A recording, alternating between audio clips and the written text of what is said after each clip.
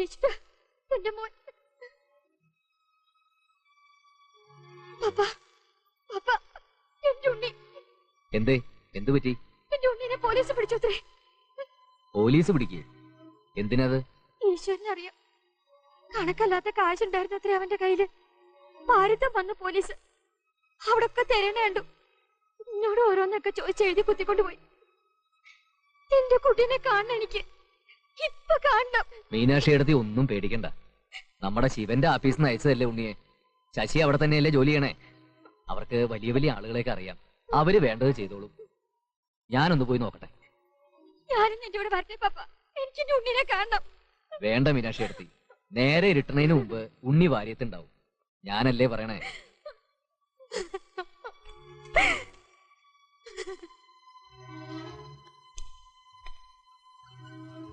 ആ പപ്പേട്ടനോ? വരൂ, ഇരിക്കൂ.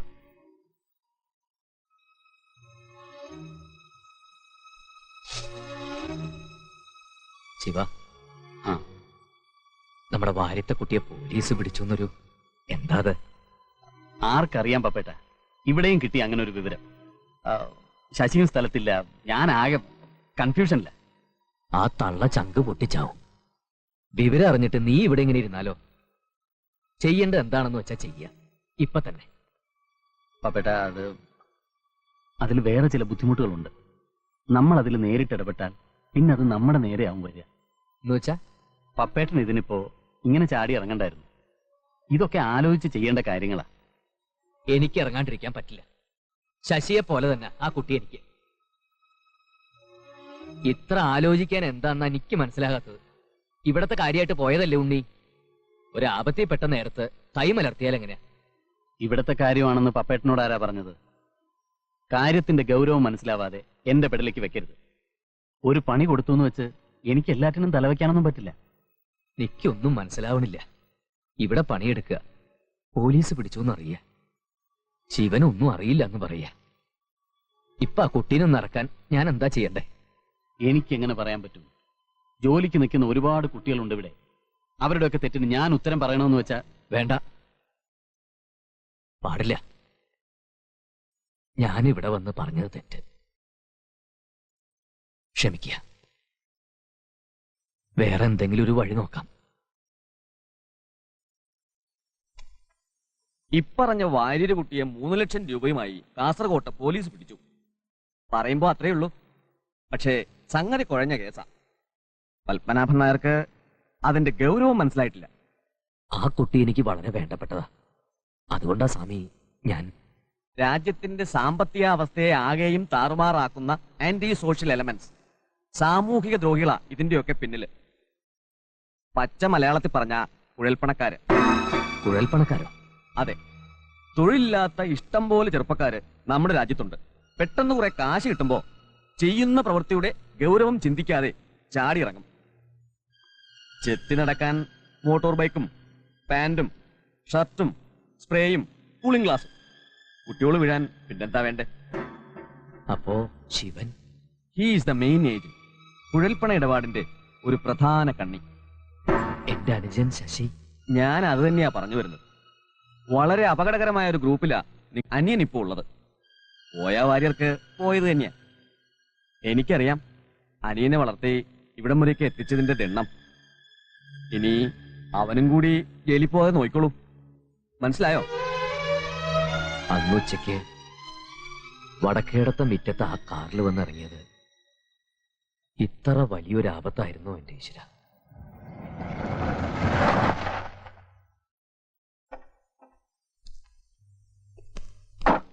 നിക്കവിടെ.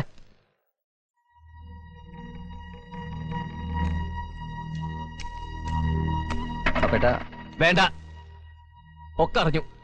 നിക്ക് വിവരവും ബുദ്ധിയില്ലെങ്കിലും അതുള്ള ഒരു നാട്ടിൽ വേറെ ഉണ്ട്. വക്കീൽ സ്വാമി പറഞ്ഞു എന്നോട് നീ ആരാ എന്താന്നൊക്കെ. ഇവന് നീ എന്ത് പണിക്കാ കൊണ്ടുപോയത്? ആ വാര്യത്തെ കുട്ടി നീ എന്തിനാ ചതിച്ചത്? ഇക്കണ്ട അക്രമമൊക്കെ ഉണ്ടാക്കിയിട്ട് പിന്നെയും വടക്കേടത്ത് ഉമ്മറം നിറങ്ങാൻ ആരെയും ഞാൻ സമ്മതിക്കില്ല. കുഴൽപ്പണം കള്ളക്കടത്തും ഈ തറവാട്ടിലോ തല പോയാൽ ഞാൻ സമ്മതിക്കില്ല.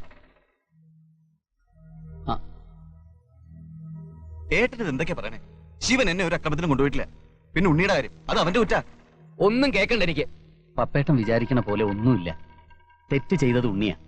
പക്ഷേ എന്റെ കീഴിൽ ജോലി ചെയ്യുന്ന ഒരാളെന്ന നിലയ്ക്ക് കഷ്ടപ്പെട്ടുണ്ടാക്കിയ കാശ് ലക്ഷങ്ങൾ കെട്ടിവെച്ച് അവനെ ഇറക്കിക്കൊണ്ടുവരാനുള്ള എല്ലാ ഏർപ്പാടുകളും ചെയ്തിട്ടാ ഞങ്ങൾ വരുന്നത്. സന്ധ്യയ്ക്ക് മുമ്പ് അവൻ അവന്റെ വീട്ടിലെത്തും. എന്റെ വളർച്ചയിൽ അസൂയയുള്ള ആരോ പറഞ്ഞുണ്ടാക്കിയ കഥകളാ പപ്പേട്ടന്റെ മനസ്സിലിപ്പോ. കഠിനാധ്വാനം ചെയ്ത് 10 കാശുണ്ടാക്കിയാൽ ഉടനെ തുടങ്ങും നാട്ടുകാർ കുഴൽപ്പണം, കള്ളക്കടത്തുന്നൊക്കെ. നമ്മളൊക്കെ നന്നായിട്ട് ജീവിക്കുന്നത് സഹിക്കാഞ്ഞിട്ടാ പപ്പേട്ട അവർക്ക്. അതൊക്കെ വിശ്വസിക്കുന്നുണ്ടല്ലോ പപ്പേട്ടനും. ആര് വേണമെങ്കിലും വന്ന് നോക്കിക്കോളൂ എന്റെ ഓഫീസിൽ. പപ്പേട്ടനോ പപ്പേട്ടനെ തെറ്റിദ്ധരിപ്പിച്ച വക്കീലോ പോലീസോ എന്താ ഞങ്ങളുടെ ബിസിനസ് എന്ന്.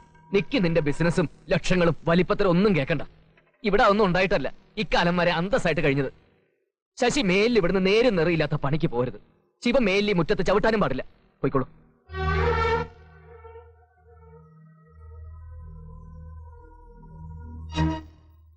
ശശിനി ജോലിക്ക് വരണോ വേണ്ടയോ എന്നത് പപ്പേട്ടന്റെ ഇഷ്ടം. പക്ഷെ എന്റെ ബിസിനസ് നേരും നിറയില്ലാത്തതാണെന്ന് പപ്പേട്ടന്റെ വായിന്ന് കേട്ടത് വല്ലാത്ത സങ്കടമായിപ്പോയി. പോട്ടെ. നിക്ക് ശിവ, ഏട്ടനത് എന്തിനുള്ള പുറപ്പാടാ? ആവശ്യമില്ലാത്ത കാര്യത്തിലേക്ക് ഇടപെട്ട് എനിക്കൊരു ജീവിതം ഉണ്ടാക്കി തന്നെ ശിവനോട് ഒന്ന് ഇറങ്ങി പോകാൻ പറഞ്ഞ അത് എന്നോടും കൂടിയാ. ഇക്കാര്യത്തിൽ ശിവനോട് ഇറങ്ങിയ കൂടെ ഞാനും ഇറങ്ങും, ഉറപ്പാ. ഓ നീ ഇറങ്ങി പോവെന്ന് കാരണവന്മാരുണ്ടാക്കിയ ഒരു അന്തസ് ഉണ്ടായിരുന്നു. ചങ്കിലെ കാറ്റ് പോയാലും കളയാൻ പാടില്ലാത്തൊരു അന്തസ്. അത് പണയം വെച്ച് പണം ഉണ്ടാക്കാൻ ഇവിടെ എന്തിന്റെ കുറവുണ്ടായിരുന്നത്? ഇത്രയും കാലം പോറ്റി എന്റെ മുഖത്ത് നോക്കി പറയണ ഇവിടെ എന്തിന്റെ കുറവുണ്ടായിരുന്നെന്ന്. ഇവിടെ എന്താ ഉണ്ടായിരുന്നത്? തന്നതും തിന്നതും നോക്കിയതും പോറ്റിയതും ഒക്കെ പറഞ്ഞിട്ട് ഏട്ടൻ ചോദിച്ചല്ലോ ഇവിടെ എന്തിന്റെ കുറവായിരുന്നു എന്ന്. ഒന്ന് അങ്ങോട്ട് ചോദിച്ചോട്ടെ, ഇവിടെ എന്താ ഉണ്ടായിരുന്നത്? വടക്കേടത്തെ വലിപ്പത്തരം നാഴികയ്ക്ക് 40 വട്ടം നീട്ടി വലിച്ചു വിളമ്പാറില്ല ഏട്ടനോടോ ചോദിച്ചത്?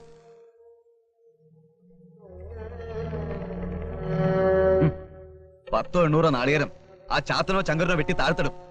അത് വിറ്റ് കിട്ടുന്ന ചില്ലാനം ആ മൊയ്തീൻകാടെ കയ്യിൽ നിന്ന് വാങ്ങി അച്ചമ്മയുടെ കൈ കൊണ്ട് കൊടുക്കും. അതുകൊണ്ട് വാങ്ങണ അരിയും മുളകും തീർന്നു. പിന്നെ ഏട്ടനെ പേടിച്ച് മിണ്ടില്ല ഇവിടെ ആരും. അത്ര തന്നെയുള്ളൂ ഇതുവരെ കുടുംബം പോറ്റി കണക്ക്. അതിനപ്പുറത്തേക്ക് വല്ലോ പറയാനുണ്ടോ ഏട്ടനെ? അനങ്ങിയെ ചോദിക്കും ഇവിടെ എന്തിന്റെ കുറവുള്ളത്. വടക്കേടത്തെ വിശ്വനായരുടെ കുടുംബം മാത്രം മെച്ചപ്പെട്ടുവിടാന്നൊന്നുമില്ല. ഒരു നിറമുള്ള കുപ്പായിട്ടോടാന്നില്ല. ഈ പുഴയ്ക്കപ്പുറത്തും വളരുന്നൊരു ലോകമുണ്ട്, ഏട്ടൻ കണ്ടിട്ടില്ലാത്ത ലോകം. ഏട്ടന് വേണ്ടെങ്കിൽ വേണ്ട, ഇവിടെ എല്ലാവർക്കും വേണം ജീവിതത്തിൽ ചില സുഖവും സൗകര്യങ്ങളും ഒക്കെ. ഏതെങ്കിലും വഴിക്കത് വരുമ്പോ അതില്ലാണ്ടാക്കുക, അതിന് സഹായിച്ചൊരു ഇറക്കി വിടുക. എന്തു പറഞ്ഞാലും മരിച്ചുപോയി അച്ഛന്റെ പേരാ പറയാനുള്ളേ. ആ പേരും പറഞ്ഞ് ഈ വീട്ടിൽ ബാക്കിയുള്ളവരെ കഷ്ടപ്പെടുത്തണമെന്നൊന്നുമില്ലല്ലോ. ശിവന്റെ കൂടെ ഞാൻ ജോലിക്ക് പോകും. ഇഷ്ടമില്ലാത്തവരുടെ ഇഷ്ടം എനിക്ക് വേണ്ട, സമ്മതം എനിക്ക് വേണ്ട. ഒന്നും വേണ്ട എനിക്ക്, ഒന്നും.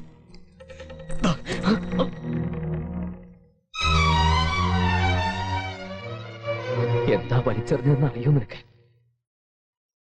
അത്രയ്ക്ക് വളർന്നോളാ നീയെ.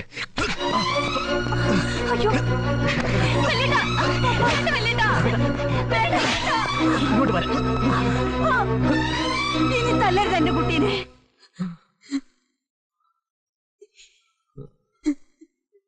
നാക്കെടുത്ത 40 വട്ടം അച്ഛനെ കുറിച്ച് പറയാറില്ലേ നീ? അച്ഛൻ എന്നേലും നിന്റെ മേല് കൈവച്ചിട്ടുണ്ടോ? തല്ലിയിട്ടുണ്ടോ നിന്നെ?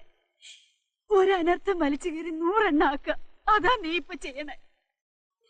അച്ഛന്റെ കൈ തൂങ്ങി നടക്കണ കാലത്ത് ആ കൈ കണ്ടതായത് ഇതെനിക്ക്.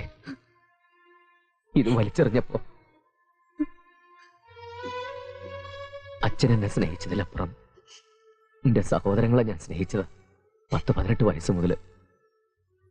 എന്നിട്ടിപ്പോ അമ്മയും പറയണു. അതൊക്കെ എല്ലാവർക്കും അറിയാം. ചെറിയ കുട്ടിയൊന്നും അല്ലല്ലോ ശശി.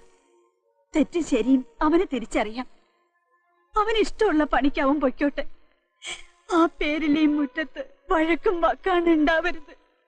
അമ്മേ, അപ്പ എനിക്കാ തെറ്റണതല്ലേ? ശരിയാ, എനിക്കാ തെറ്റിയത്. ഞാനാ ഈ തല്ലും വഴക്കും ഒക്കെ.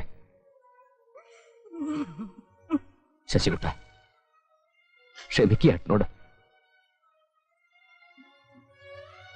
ഈ പുഴയ്ക്കപ്പുറത്ത് ഞാൻ കാണാത്ത വലിയ വലിയ ലോകങ്ങളൊക്കെ കണ്ട നിങ്ങളൊക്കെ തന്നെയായിരിക്കും ശരി. ക്ഷമിക്കുക.